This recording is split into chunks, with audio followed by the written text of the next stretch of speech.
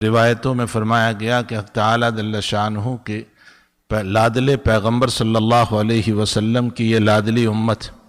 جب اللہ کے دربار میں توبہ کرتی ہے تو اس کا حال یہ ہوتا ہے کہ دنیا میں کسی چیز کو مٹانے کا طریقہ یہ ہے کہ سفیدہ لگا دو، اس پر لکیر کھینچ دو تو اس کی وجہ سے وہ چیز مٹ جاتی ہے، لیکن بہرحال پتہ تو چلتا ہے کہ یہاں کوئی لکھا ہوا تھا جو مٹ گیا، جس پر لکیر کھینچی گئی، جس پر سفیدہ لگایا گیا۔ حق تعالیٰ جل شانہ فرماتے ہیں کہ میرا بندہ جب مجھ سے معافی مانگتا ہے تو میں اس طرح مٹا دیتا ہوں اس کے کتابچے سے، اس کے نامہ اعمال سے،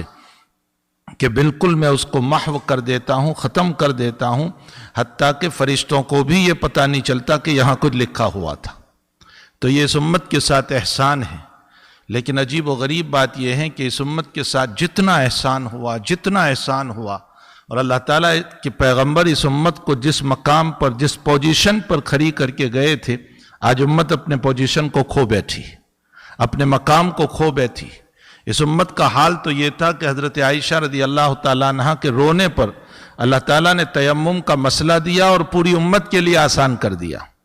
اس امت کا حال یہ تھا کہ حضرت خولہ رضی اللہ تعالیٰ عنہ کے رونے پر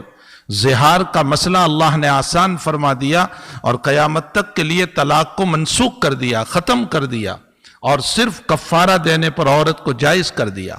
اس امت کا حال تو یہ تھا کہ حضرت بلال حبشی رضی اللہ تعالیٰ عنہ کے رونے پر اور رو کر کے مکہ کو یاد کرنے پر اللہ نے مکہ کو فتح کرا دیا۔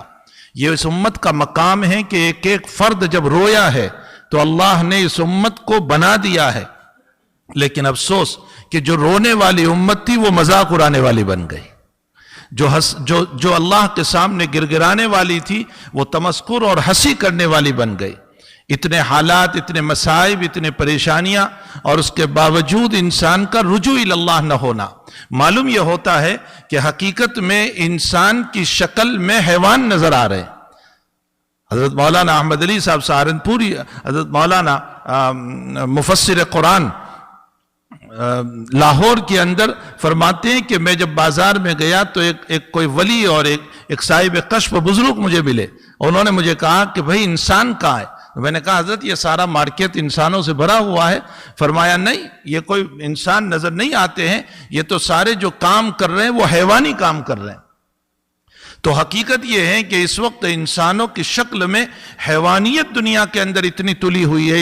ہوئی ہے کہ بھیڑیا اور جانوروں نے انسان کو جتنا نقصان نہیں پہنچایا، اس سے زیادہ انسان نے انسان کو نقصان پہنچایا ہے۔